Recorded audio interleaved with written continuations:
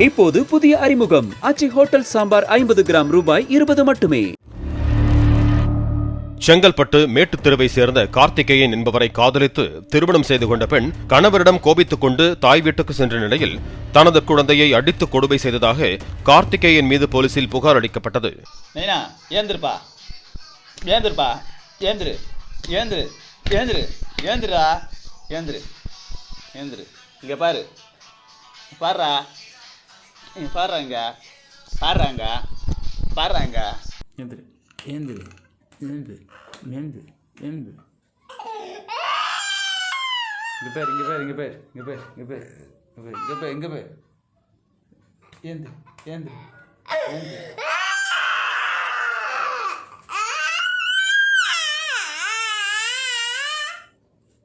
மனைவிக்கு வாட்ஸ்ஆப்பில் அனுப்பிய வீடியோவை ஆதாரமாக கொண்டு குழந்தையை தாக்கியதாக கார்த்திகேயனை போலீசார் கைது செய்த நிலையில் தான் விஷம் குடித்திருப்பதாக போலீசாரை ஏமாற்றி அவர் மருத்துவமனையில் இருந்து தப்பிச் சென்றதாக கூறப்படுகிறது.